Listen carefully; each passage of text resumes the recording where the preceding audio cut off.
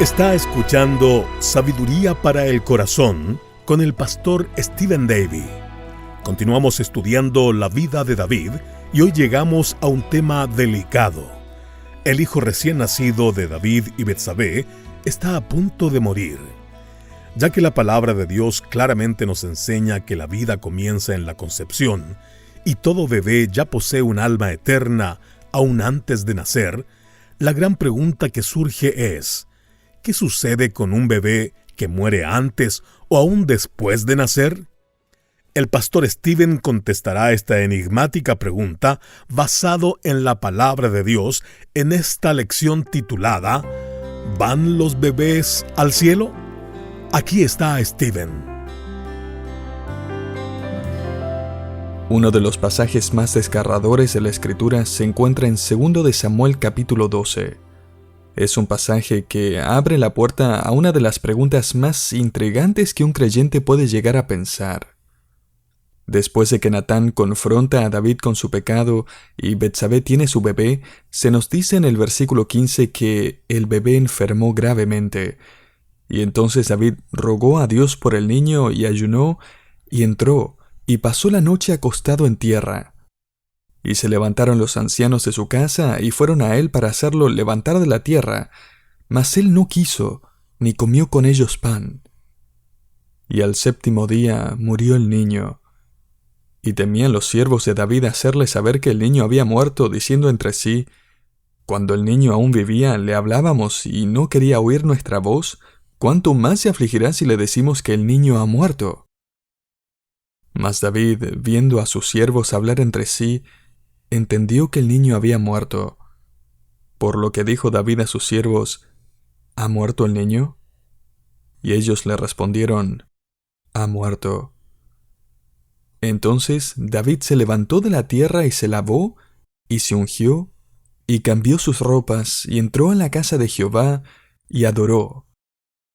Después vino a su casa y pidió, y le pusieron pan, y comió. Y le dijeron sus siervos: ¿qué es esto que has hecho? Por el niño viviendo aún ayunabas y llorabas, y muerto él te levantaste y comiste pan. Y él respondió: viviendo aún el niño, yo ayunaba y lloraba diciendo: ¿quién sabe si Dios tendrá compasión de mí y vivirá el niño? Mas ahora que ha muerto, ¿para qué he de ayunar? ¿Podré yo hacerle volver? Yo voy a él, mas él no volverá a mí. Con la muerte de su bebé, David y Betsabé se unieron a la comunidad de padres que viven con el dolor de haber perdido un hijo. Una comunidad que solo ha crecido exponencialmente a través de los años. La única diferencia es que aquí la muerte de su bebé fue parte de la disciplina de Dios por su pecado. Pero independientemente de esta situación en particular, la mortalidad infantil es un tema que millones de padres han tenido que enfrentar y genera un montón de preguntas. Mortalidad infantil es un término que se usa técnicamente para referirse a la muerte de un bebé antes de su primer año de vida. Una organización de salud reportó que más de 4 millones de bebés mueren en solo un año. Expertos en este campo estiman que la cifra real en cuanto a la mortandad infantil está entre los 10 millones de bebés al año. El solo pensar en cuántos bebés deben haber muerto a través de la historia deja a cualquier persona perpleja. Pensar en las madres y padres que lloran las muertes prematuras, los abortos espontáneos de sus hijos y derraman ríos de lágrimas. Y en medio de todo eso, la pregunta que surge tarde o temprano es: ¿dónde están? En este pasaje vemos que el rey David declara que en un futuro él está seguro de que va a volver a reunirse con su bebé. Algunos dicen que David solamente está hablando acerca de la tumba. En otras palabras, creen que él está diciendo que un día él también va a morir y va a ser enterrado tal como su bebé. Otros insisten que David está diciendo que su bebé está en la casa del Padre, y que allí es donde David ha entendido que estará un día. Y en la casa de mi Padre moraré por largos días, dice el Salmo 23:6. O sea que David cree que un día él va a reunirse con su bebé en el cielo. Así que este pasaje nos presenta con la importante pregunta: ¿van los bebés al cielo? ¿Y qué acerca de los millones de bebés abortados o los que mueren en el vientre, que son millones al año? Estamos hablando literalmente de millones de bebés que pasan a la eternidad cada año. En términos globales, un promedio de 41,000 bebés a diario. Y ya que como creyentes creemos en lo que la Biblia nos dice acerca de la eternidad, tenemos que ser honestos en reconocer que solo hay dos lugares para ir después de la muerte: el cielo o el infierno. Como pastor, sin duda que uno de los momentos más desgarradores en mi ministerio ha sido cuando he tenido que ir al hospital y consolar a una familia que perdió a su bebé momentos después del parto. Y puedo decirle que en momentos como ese, la pregunta que inunda la mente de todos es: ¿van los bebés al cielo cuando mueren? Aunque es fácil dar respuestas rápidas basadas en sentimientos y deseos optimistas, aunque es fácil dar algún tipo de respuesta religiosa para tratar de calmar el corazón dolido, lo que necesitamos hacer nosotros es estudiar qué es lo que realmente dice la palabra de Dios al respecto. Para empezar, déjeme decirle que no existe ningún versículo que trate directamente con este tema. Y a todo esto, tampoco hay un versículo que diga que los bebés van al infierno, o que algunos van al cielo y otros no. Para poder responder a esta pregunta bíblicamente, necesitamos estudiar todo lo que dice la Escritura al respecto, para así poder llegar a una respuesta teológicamente correcta. Aunque este tema es difícil y misterioso, puedo asegurarle esto: no tengo la menor duda de que Dios quiere que tratemos con este tema, entre otras razones porque se trata del destino eterno de millones y millones de almas. Y también no tengo la menor duda de que Dios siempre hace lo mejor. Para llegar a una conclusión, vamos a tener que responder a varias preguntas. La primera pregunta que debemos hacernos no es ¿van todos los bebés al cielo?, sino que la primera pregunta a tratar es ¿cuándo comienza la vida del bebé? Y afortunadamente hay mucha información al respecto. Encontramos respuestas en uno de los salmos más conocidos de David, el Salmo 139, donde David, bajo la revelación divina, nos lleva al vientre de una madre. No pierdas su lugar en 2 de Samuel y acompáñame al Salmo 139. Note cómo David adora a Dios en el versículo 13 diciendo: «Porque tú formaste mis entrañas, tú me hiciste», o mejor traducido, me tejiste en el vientre de mi madre. David se imagina a Dios sentado en la máquina de coser, o en la tejedora de sus tiempos. David nos informa que Dios está escogiendo el hilo y los colores, el estilo y el patrón de tejido y nos teje creativamente. Note el versículo 14. Te alabaré, porque formidables, maravillosas son tus obras. Una mejor traducción de este pasaje es: te alabaré porque asombrosa y maravillosamente he sido hecho. La palabra maravillosamente también podría traducirse especialmente. David está alabando a su creador al cantar: he sido creado asombrosa y especialmente por Dios, quien pensó incluso en los detalles más pequeños de mi cuerpo y me tejió en el vientre de mi madre. David continúa diciendo en el versículo 15: no estaba oculto de ti mi cuerpo, cuando en secreto fui formado. El término hebreo para cuerpo hace referencia a los huesos, a nuestra estructura ósea. Él está diciendo que Dios estuvo involucrado en el mismo desarrollo de su esqueleto. David escribe después: fui entretejido o bordado en las profundidades de la tierra. Las profundidades de la tierra es una referencia metafórica a las cavidades oscuras del vientre. Dios, el Creador, ha estado trabajando no solo en el pasado, sino que también cada día en el vientre de cada madre, formando a cada nueva persona. A todo esto también significa que Dios lo diseñó no solo con sus habilidades, sino con sus limitaciones. Fueron bordadas en su ser desde el comienzo. Y al entender esto, podemos ver que hemos sido diseñados de manera única y especial para aprender a confiar y depender y glorificar a Dios de maneras diferentes. David continúa diciendo en el versículo 16, «Tus ojos vieron mi embrión, y en tu libro se escribieron todos los días que me fueron dados cuando no existía ni uno solo de ellos». Tendemos a olvidar que nosotros no somos los que creamos la vida. El hombre y la mujer son simplemente la causa secundaria. Dios es el que determina quién y cuándo es concebido. David también escribe aquí que Dios escribió todos los días antes de que existieran.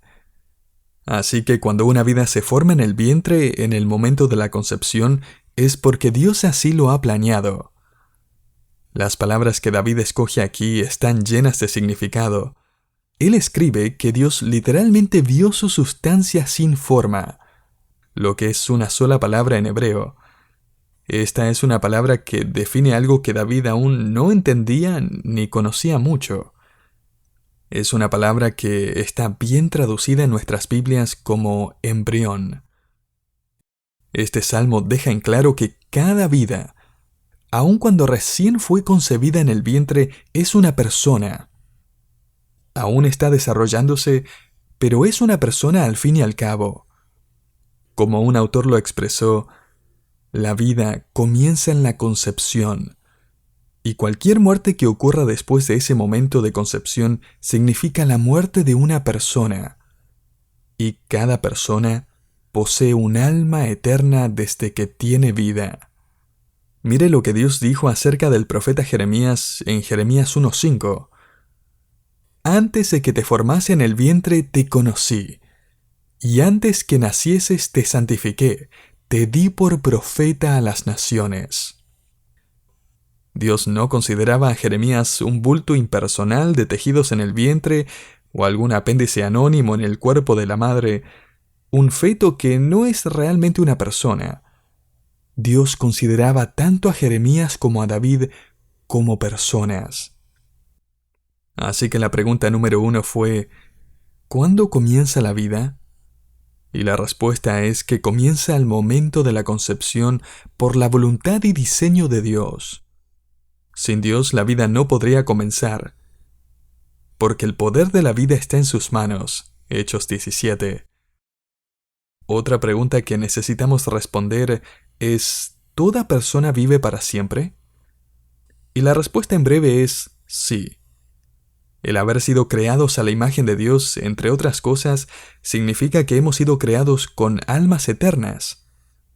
La pregunta no es tanto ¿va a vivir para siempre? De hecho, las personas en todas partes del mundo saben intuitivamente que esa es una realidad.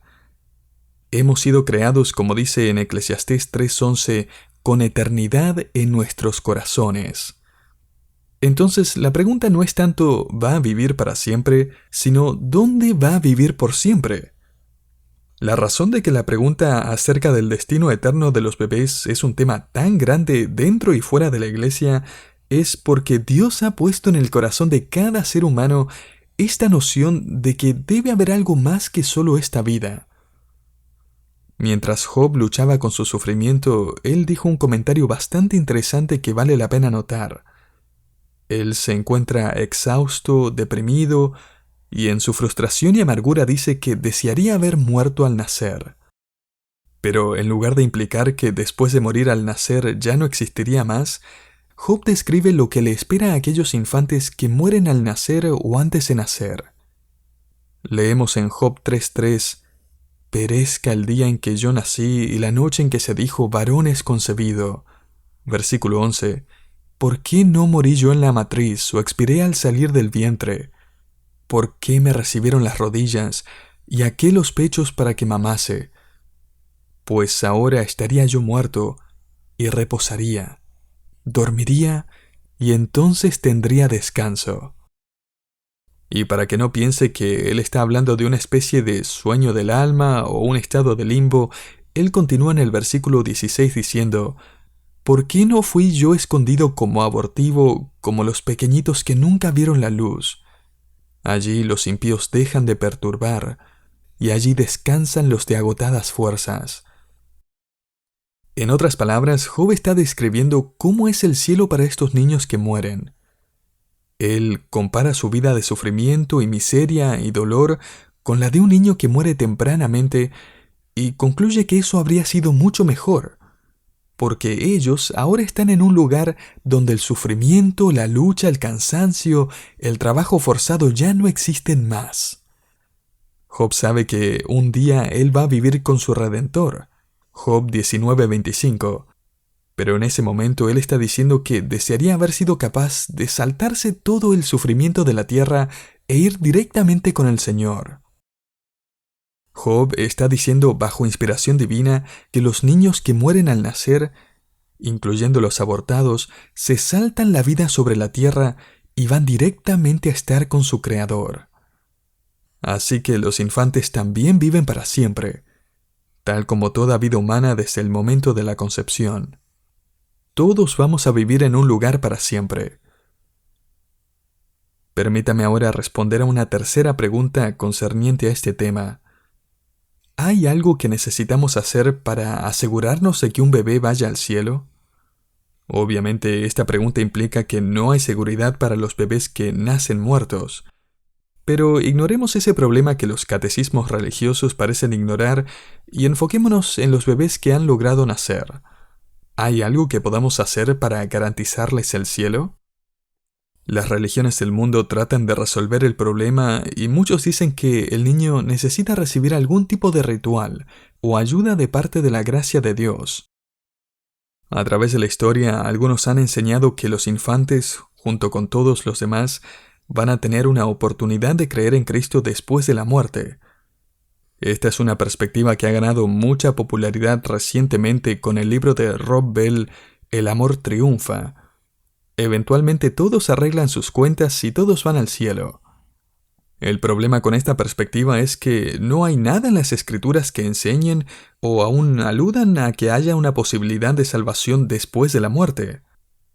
De hecho, se nos indica todo lo contrario. Por ejemplo, el hombre que murió en el Evangelio de Lucas capítulo 16 de repente se dio cuenta de que se encontraba en el lugar de tormento. Al parecer, él entendió que su oportunidad se había acabado cuando murió. Y en lugar de rogar por piedad, él ruega que alguien vaya a advertirle a su familia del lugar que les espera si es que no se arrepienten y son salvos. Otros sistemas religiosos hacen del bautismo el medio de conversión infantil. Pero, querido oyente, no existe ni la más mínima evidencia bíblica de que el agua del bautismo puede, de alguna forma, garantizarle la entrada al cielo a un infante.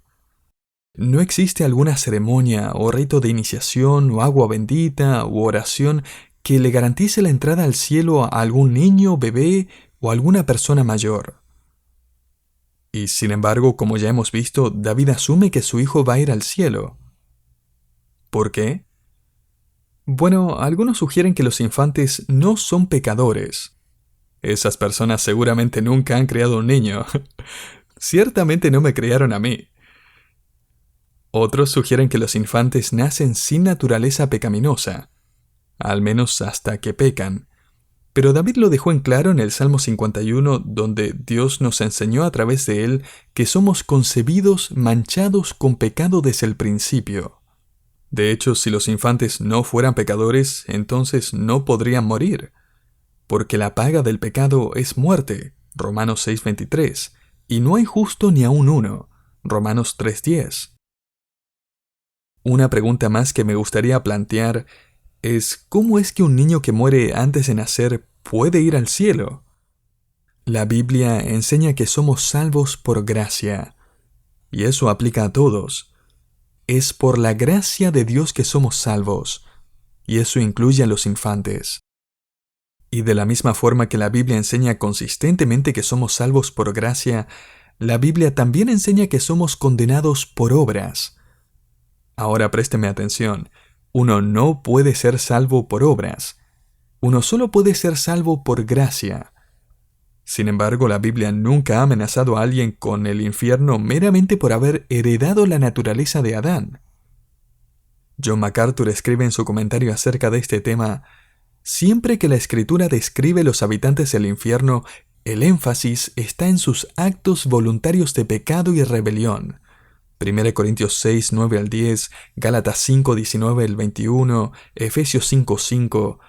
La Escritura siempre relaciona la condenación eterna con las obras de iniquidad de una persona. A todo esto, esa es la razón por la que Dios va a sacar los libros donde están escritas las obras de todas las personas en el día del juicio final, Apocalipsis 20. Sus obras no van a ser evaluadas para ver si es que pueden entrar al cielo o no. Sus obras van a demostrar que han pecado y que se han rebelado voluntariamente contra Dios y que son dignos del infierno. Aquel niño que fue abortado o aquel que no llegó a nacer o un recién nacido no tiene tal registro. Romanos 1 declara que nadie tendrá excusa, no porque rechazaron el Evangelio. De hecho, la mayoría del mundo nunca va a llegar a escuchar el Evangelio. Y ellos no tienen excusa y son culpables de castigo eterno. ¿Por qué? Escuche bien, porque han reprimido la verdad acerca de Dios y la creación y han negado la autoridad de la ley de Dios en su conciencia. Querido oyente, ningún infante reprime la verdad.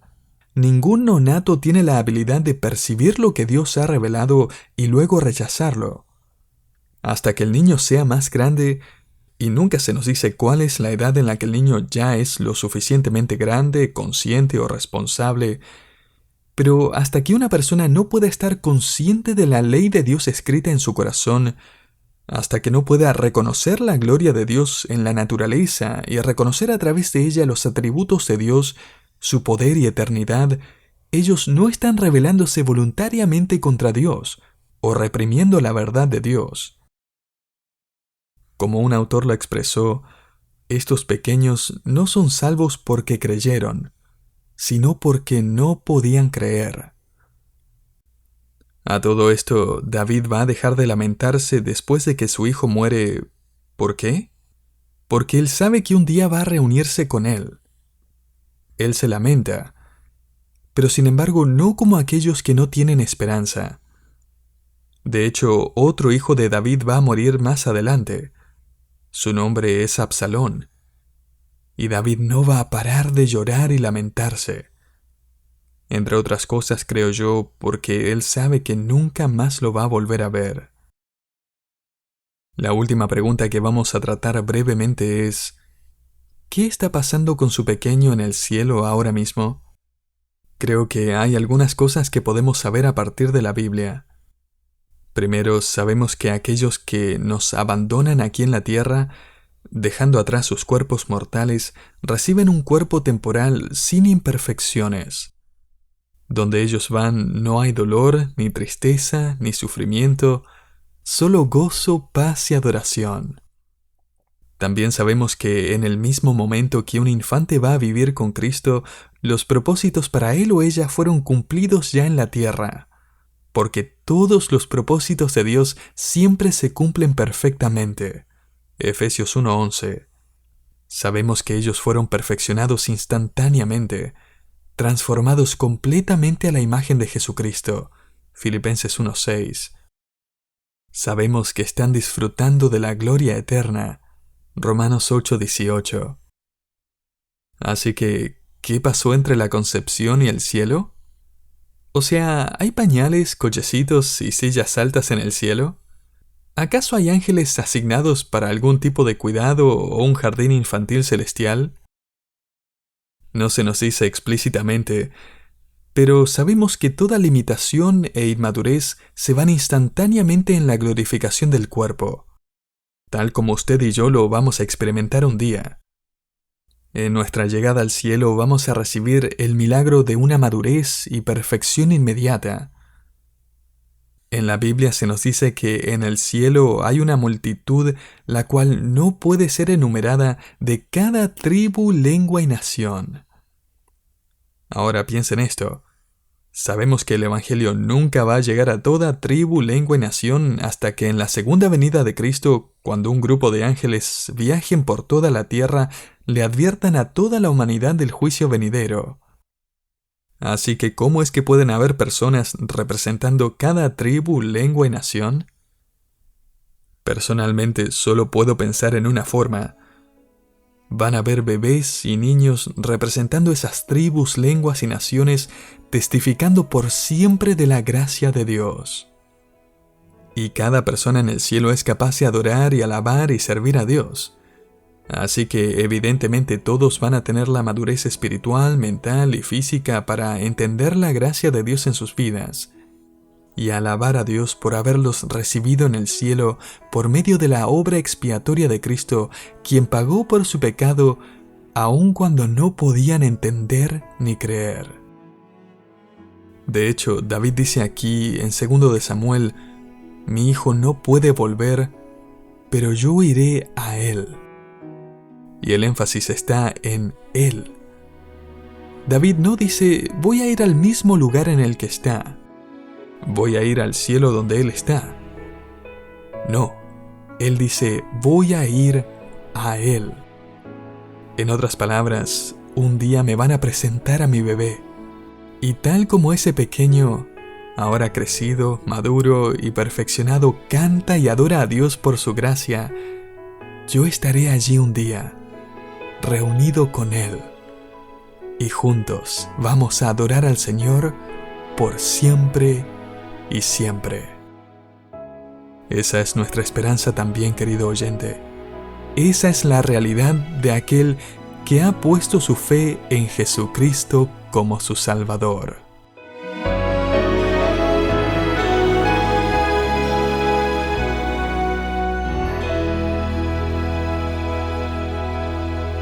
Gracias por escuchar a Sabiduría para el Corazón con el pastor Stephen Davey. Sin duda alguna, este tema resuena en el corazón de muchos oyentes que, al igual que David, han pasado por la difícil experiencia de perder la vida de un bebé.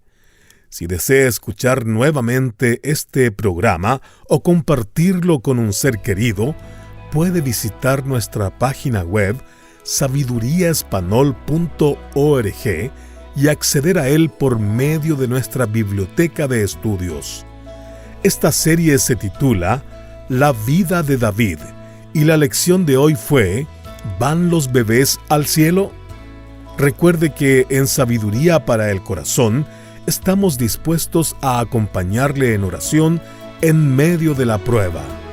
Envíenos su petición de oración a info@sabiduriaespanol.org. Lo esperamos en nuestro próximo programa para continuar buscando juntos sabiduría para el corazón. Bendiciones.